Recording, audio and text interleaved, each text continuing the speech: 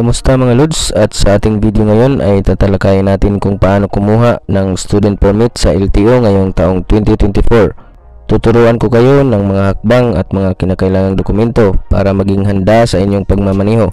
Kaya't huwag nang magatubiling mag-subscribe at i-click ang notification bell para laging updated sa mga bagong impormasyon. Paalala lang po na ang student permit ay hindi pa opisyal na driver's license. Ito ay isang pahintulot lamang upang mag-aral magmaneho sa kalsada. Dapat may kasama kang may non-professional or professional driver's license kapag nagmamaneho. Kaya't maging responsable at sumunod sa mga batas trapiko habang nag-aaral. Straight to the point, discussion pa rin po tayo mga Lods, kaya simulan na natin ang mga qualifications. Una, you must be a Filipino applicant who is at least 16 years old.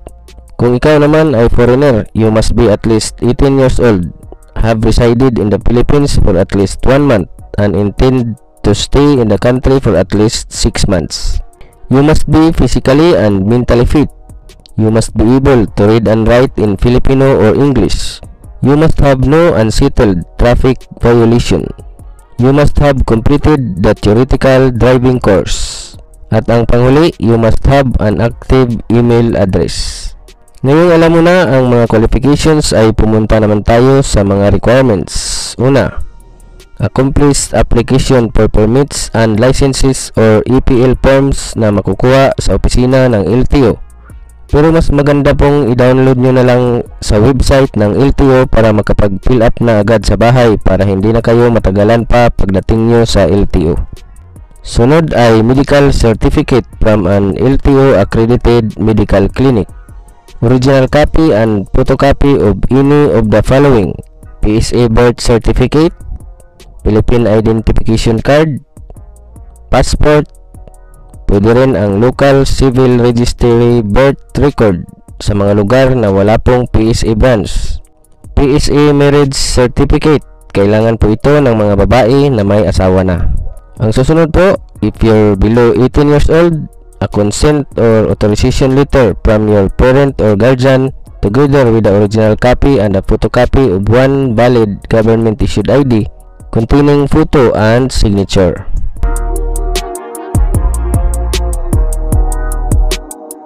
Taxpayer's Identification Number or TIN para sa mga may trabaho. Certificate of completion of the 15-hour theoretical driving course, original copy and photocopy.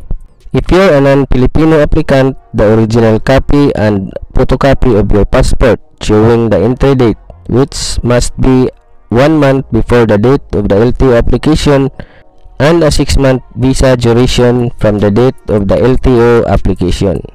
At ang panghuli po, if you're a non-Filipino born in the Philippines, yung mga foreigner na dito po isinilang sa Pilipinas, original and photocopy of your PSA birth certificate.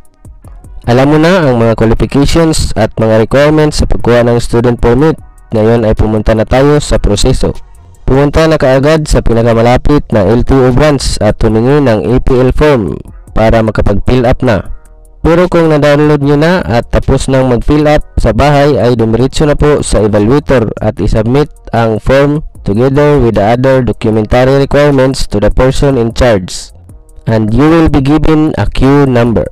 Once your queue number is called, proceed to the encoding window for your biometric photo and signature capture. Pagkatapos ay proceed na kayo sa cashier at bayaran ang kinakailangang bayaran. After that, present your official receipt to the releasing window and get your student permit.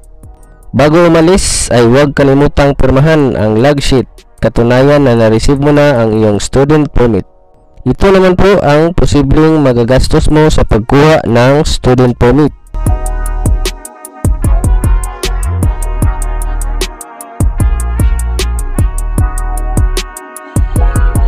Paalala nga po pala na bago kayo pumunta sa opisina ng LTO ay huwag po kalimutan ang proper dress code. Para sa mga lalaki ay bawal ang nakatsinelas, nakasando at nakashorts. Sa babae naman ay bawal din ang nakashorts, nakatsinelas at nakatube. Salamat sa panonood ng aking video tungkol sa pagkuha ng student permit sa LTO ngayong taong 2024. Sana'y nakatulong ako sa inyong mga katanungan at paghahanda sa pagmamaneho. Kung mayroon pa kayong ibang katanungan, huwag mag-atubiling magtanong sa comment section. Huwag kalimutang mag-like, mag-share at mag-subscribe para sa iba pang impormasyon tungkol sa trapiko at pagmamaneho. Maraming salamat ulit at mag-ingat sa biyahe mga lods. Hanggang sa susunod na video.